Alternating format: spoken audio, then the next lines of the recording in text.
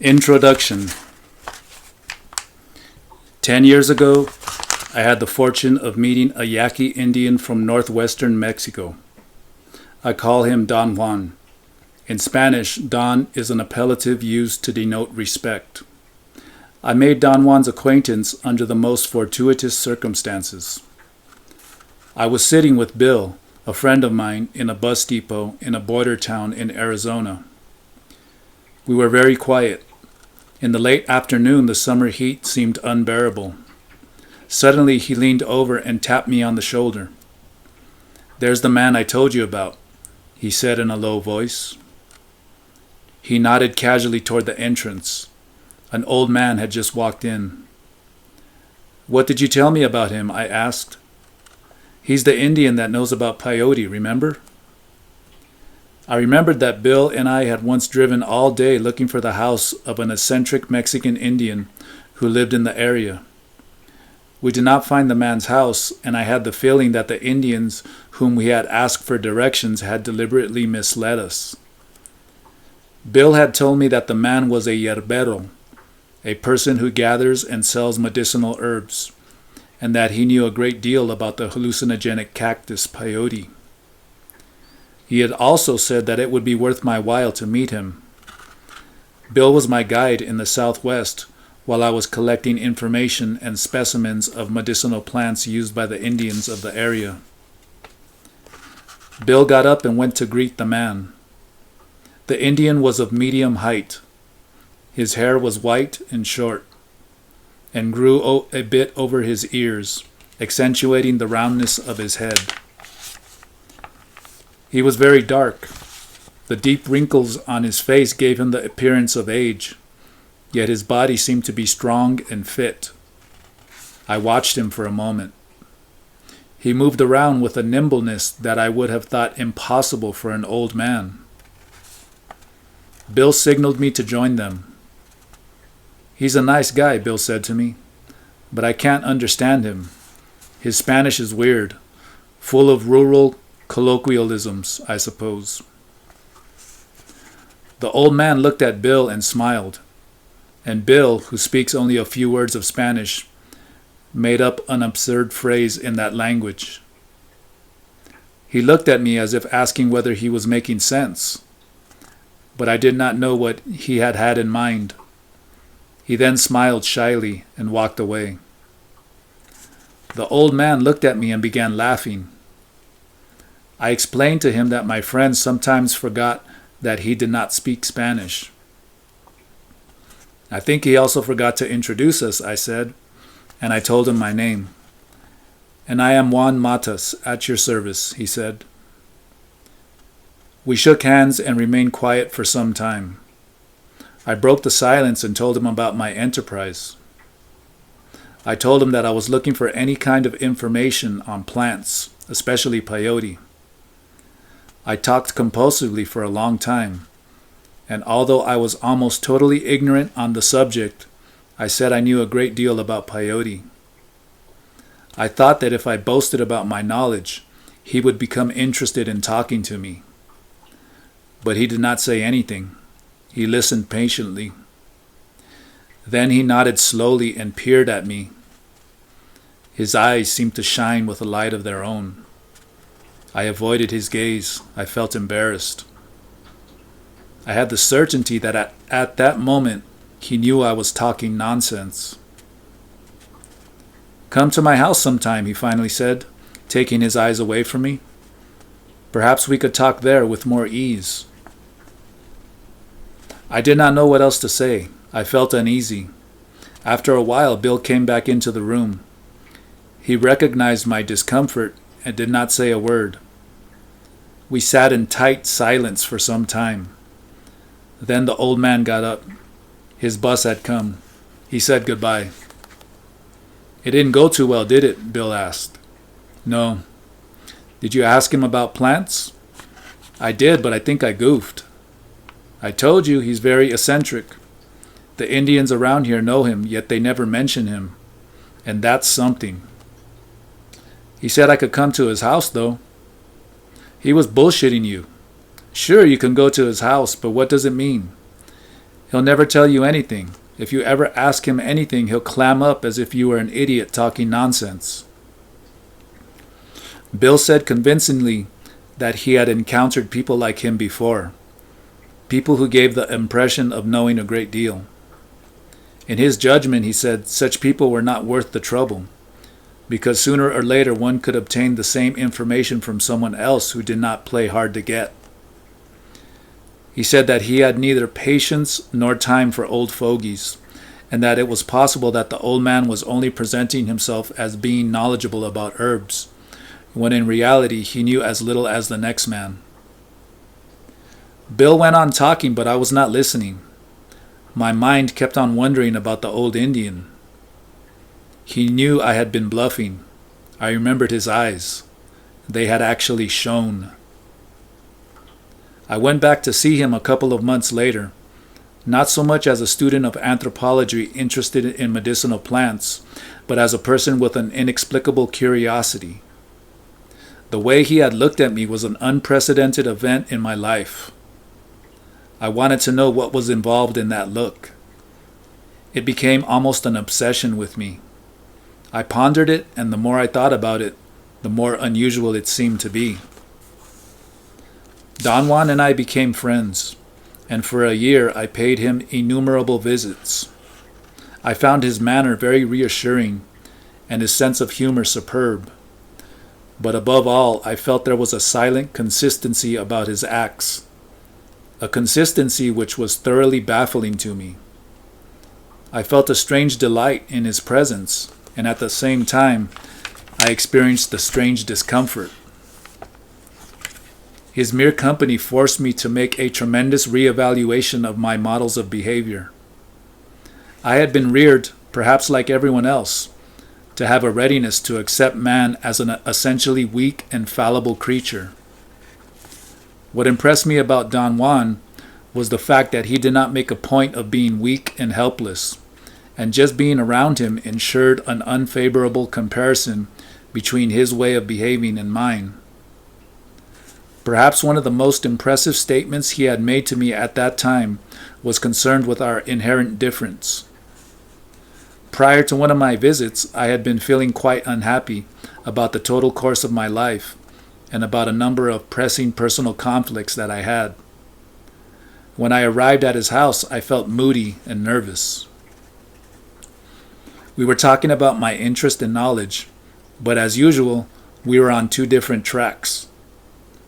I was referring to academic knowledge that transcends experience, while he was talking about direct knowledge of the world. "Do you know anything about the world around you?" he asked. "I know all kinds of things," I said. "I mean, do you ever feel the world around you?" "I feel as much of the world around me as I can." "That's not enough. You must feel everything. Otherwise, the world loses its sense." I voiced the classical argument that I did not have to taste the soup in order to know the recipe, nor did I have to get an electric shock in order to know about electricity. "You make it sound stupid," he said. "The way I see it, you want to cling to your arguments, despite the fact that they bring nothing to you. You want to remain the same even at the cost of your well-being." "I don't know what you're talking about." "I am talking about the fact that you're not complete. You have no peace." That statement annoyed me. I felt offended. I thought he was certainly not qualified to pass judgment on my acts or my personality. "You're plagued with problems," he said. "Why?" "I am only a man, Don Juan," I said peevishly. I made that statement in the same vein my father used to make it. Whenever he said he was only a man, he implicitly meant he was weak and helpless, and his statement, like mine, was filled with an ultimate sense of despair. Don Juan peered at me as he had done the first day we met. "You think about yourself too much," he said, and smiled. "And that gives you a strange fatigue that makes you shut off the world around you and cling to your arguments. Therefore, all you have is problems. I'm only a man too, but I don't mean that the way you do." "How do you mean it?" "I've vanquished my problems. Too bad my life is so short that I can't grab onto all the things I would like to. But that is not an issue. It's only a pity. I liked the tone of his statement. There was no despair or self-pity in it. In 1961, a year after our first meeting, Don Juan disclosed to me that he had a secret knowledge of medicinal plants. He told me he was a brujo. The Spanish word brujo can be rendered in English as sorcerer, medicine man, curer. From that point on, the relation between us changed. I became his apprentice, and for the next 4 years, he endeavored to teach me the mysteries of sorcery. I have written about the apprenticeship in the Teachings of Don Juan, a Yaqui way of knowledge. Our conversations were conducted in Spanish, and thanks to Don Juan's superb command of that language, I obtained detailed explanations of the intricate meanings of his system of beliefs. I have referred to that complex and well-systemized body of knowledge as sorcery, and I have referred to him as a sorcerer, because those were the categories he himself used in informal conversations. In the context of more serious elucidations, however, he would use the term knowledge to categorize sorcery, and man of knowledge, or one who knows, to categorize a sorcerer.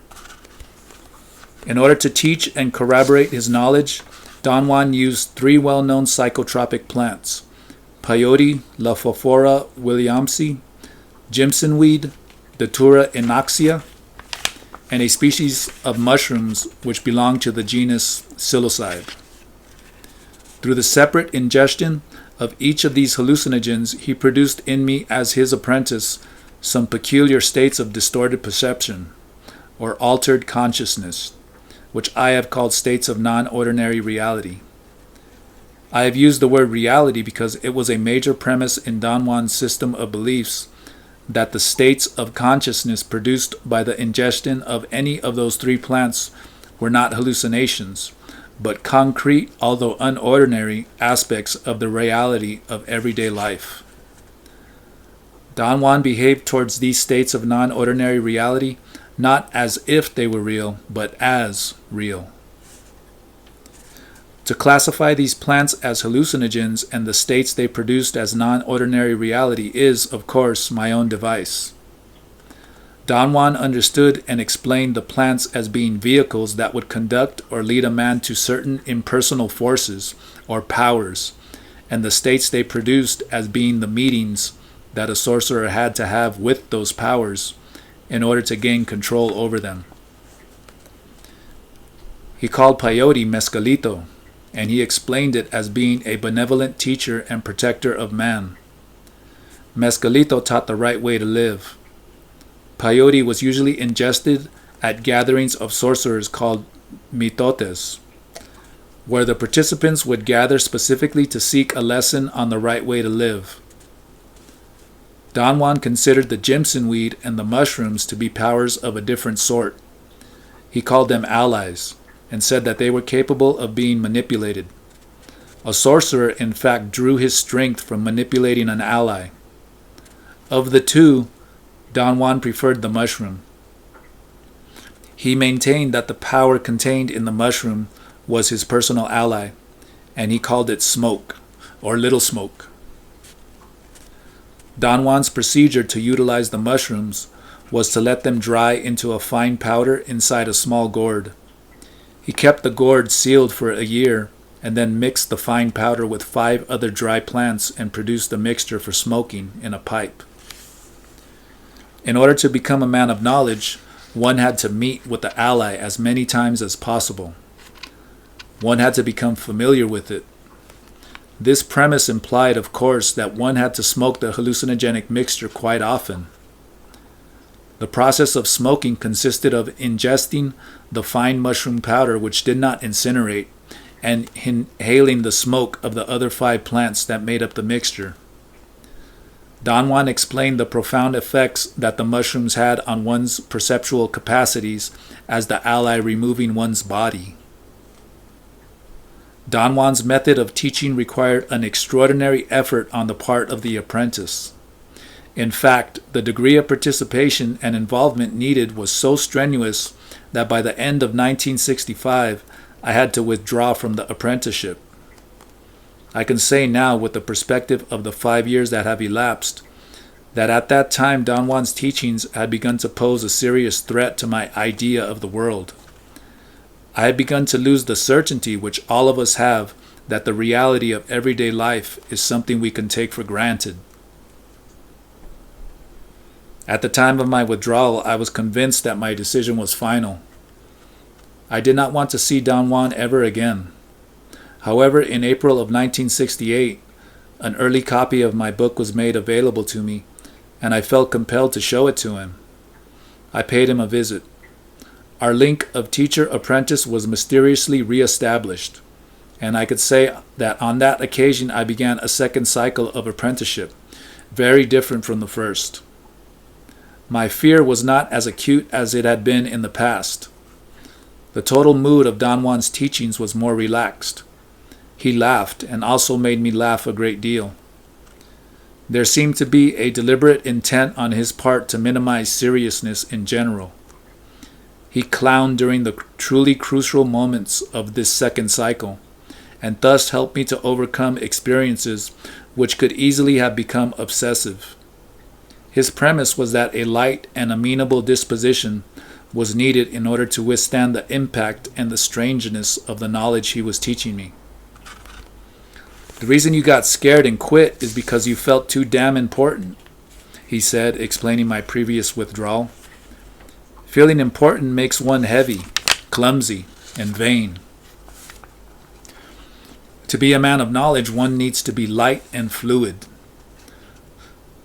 Don Juan's particular interest in his second cycle of apprenticeship was to teach me to see. Apparently, in his system of knowledge, there was the possibility of making a semantic difference between seeing and looking, as two distinct manners of perceiving. Looking referred to the ordinary way in which we are accustomed to perceive the world, while seeing entailed a very complex process by virtue of which a man of knowledge allegedly perceives the essence of the things of the world. In order to present the intricacies of this learning process in a readable form, I have condensed long passages of questions and answers, and thus I have edited my original field notes. It is my belief, however, that at this point my presentation cannot possibly detract from the meaning of Don Juan's teachings. The editing was aimed at making my notes flow as conversation flows, so they would have the impact I desired. That is to say, I wanted by means of a reportage to communicate to the reader the drama and directness of the field situation. Each section I have set as a chapter was a session with Don Juan. As a rule, he always concluded each of our sessions on an abrupt note. Thus, the dramatic tone of the ending of each chapter is not a literary device of my own. It was a device proper of Don Juan's oral tradition. It seemed to be a mnemonic device that helped me to retain the dramatic quality and importance of the lessons. Certain explanations are needed, however, to make my reportage cogent, since its clarity depends on the elucidation of a number of key concepts or key units that I want to emphasize. This choice of emphasis is congruous with my interest in social science.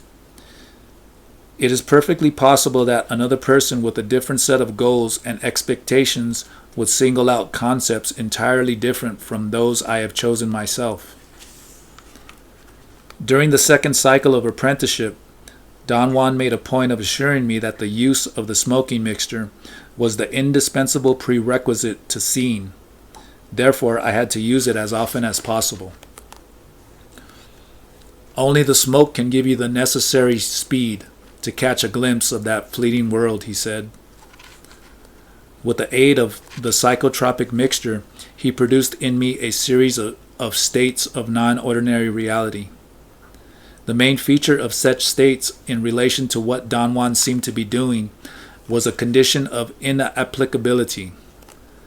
What I perceived in those states of altered consciousness was incomprehensible and impossible to interpret by means of our everyday mode of understanding the world. In other words, the condition of inapplicability entailed the cessation of the pertinence of my worldview.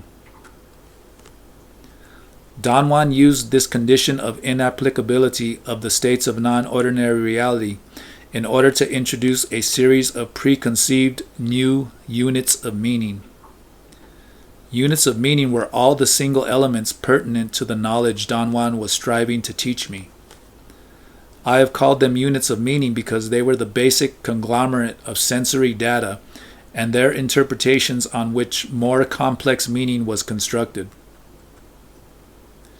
One example of such a unit is the way in which the physiological effect of the psychotropic mixture was understood. It produced a numbness and loss of motor control that was interpreted in Don Juan's system as an act performed by the smoke, which in this case was the ally, in order to remove the body of the practitioner. Units of meaning were grouped together in a specific way, and each block thus created formed what I have called a sensible interpretation. Obviously, there has to be an endless number of possible sensible interpretations that are pertinent to sorcery that a sorcerer must learn to make. In our day-to-day life, we are confronted with an endless number of sensible interpretations pertinent to it. A simple example could be the no longer deliberate interpretation, which we make scores of times every day, of the structure we call room. It is obvious that we have learned to interpret the structure we call room in terms of room. Thus, room is a sensible interpretation because it requires that at the time we make it, we are cognizant in one way or another of all the elements that enter into its composition. A system of sensible interpretation is, in other words, the process by virtue of which a practitioner is cognizant of all the units of meaning necessary to make assumptions, deductions, predictions, etc. about all the situations pertinent to his activity. By practitioner, I mean a participant who has an adequate knowledge of all, or nearly all, the units of meaning involved in his particular system of sensible interpretation. Don Juan was a practitioner, that is, he was a sorcerer who knew all the steps of his sorcery. As a practitioner, he attempted to make his system of sensible interpretation accessible to me. Such an accessibility in this case was equivalent to a process of re-socialization in which new ways of interpreting perceptual data were learned. I was the stranger, the one who lacked the capacity to make intelligent and congruous interpretations of the units of meaning proper to sorcery. Don Juan's task as a practitioner, making his system accessible to me, was to disarrange a particular certainty which I share with everyone else. The certainty that our common sense views of the world are final. Through the use of psychotropic plants and through well-directed contacts between the alien system and myself, he succeeded in pointing out to me that my view of the world cannot be final because it is only an interpretation. For the American Indian, perhaps for thousands of years, the vague phenomena we call sorcery has been a serious bona fide practice, comparable to that of our science. Our difficulty in understanding it stems, no doubt, from the alien units of meaning with which it deals. Don Juan had once told me that a man of knowledge had predilections. I asked him to explain his statement. "My predilection is to see," he said. "What do you mean by that?" "I like to see," he said, "because only by seeing can a man of knowledge know." "What kinds of things do you see?" "Everything." "But I also see everything, and I'm not a man of knowledge." "No, you don't see." "I think I do." "I tell you, you don't." "What makes you say that, Don Juan?" "You only look at the surface of things." "Do you mean that every man of knowledge actually sees through everything he looks at?" No, that's not what I mean. I said that a man of knowledge has his own predilections. Mine is just to see and to know. Others do other things. What are other things, for example? Take Zacatecas. He's a man of knowledge, and his predilection is dancing, so he dances and knows. Is the predilection of a man of knowledge something he does in order to know? Yes, that is correct. But how could dancing help Zacatecas to know? One can say that Zacatecas dances with all he has. Does he dance like I dance? I mean, like dancing? Let's say that he dances like I see, and not like you may dance. Does he also see the way you see? Yes, but he also dances. How does Zacatecas dance? It's hard to explain that. It is a peculiar way of dancing he does when he wants to know. But all I can say about it is that unless you understand the ways of a man who knows, it is impossible to talk about dancing or seeing. Have you seen him doing his dancing? Yes. However, it is not possible for everyone who looks at his dancing to see that it is his peculiar way of knowing. I knew Zacatecas, or at least I knew who he was. We had met, and once I had bought him a beer. He was very polite and told me I should feel free to stop at his house any time I wanted to. I toyed for a long time with the idea of visiting him, but I did not tell Don Juan. On the afternoon of May 14th, 1962, I drove up to Zacatecas' house. He had given me directions how to get there, and I had no trouble finding it. It was on a corner and had a fence all around it. The gate was closed. I walked around it to see if I could peek inside the house. It appeared to be deserted. "Don Elias," I called out loud. The chickens got frightened and scattered about, cackling furiously. A small dog came to the fence. I expected it to bark at me. Instead, it just sat there looking at me. I called out once again, and the chickens had another burst of cackling. An old woman came out of the house.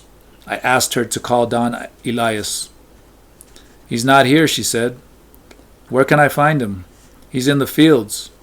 "Where in the fields?" "I don't know. Come back in the late afternoon. He'll be here around 5.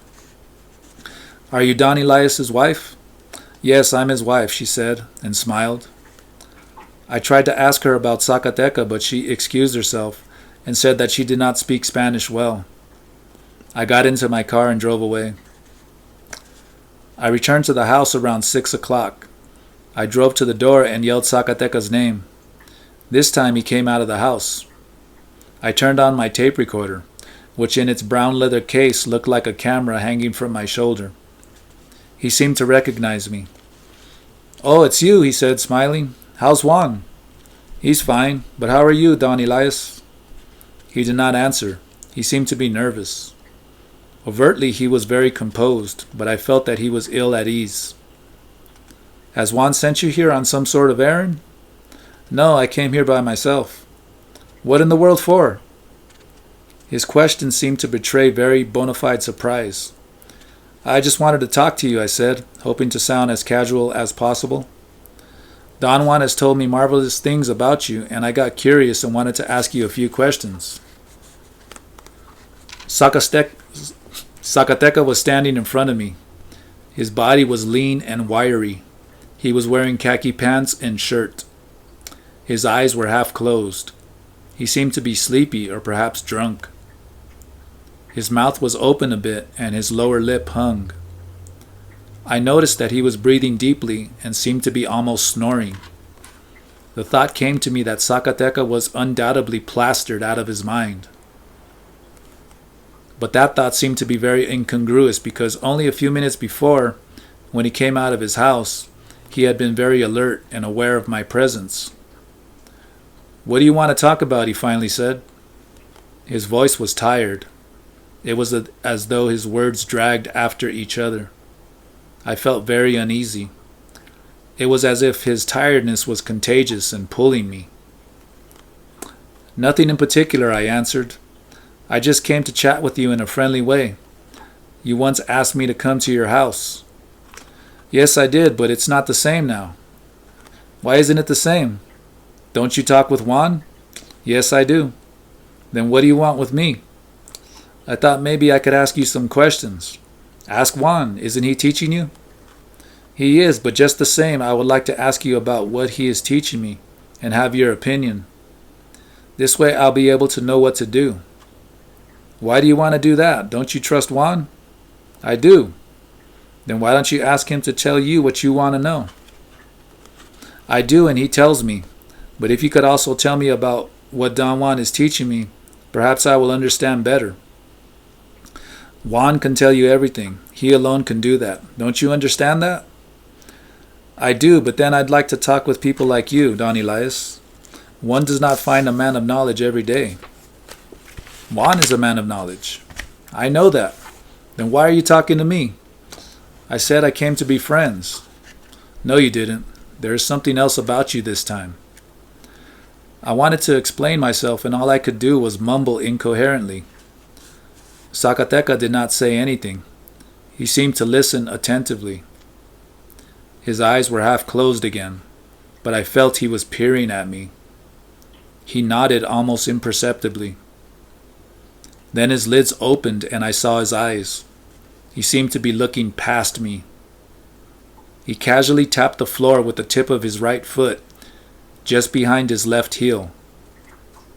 His legs were slightly arched. His arms were limp against his sides. Then he lifted his right arm. His hand was open with the palm turned perpendicular to the ground. His fingers were extended and pointing toward me.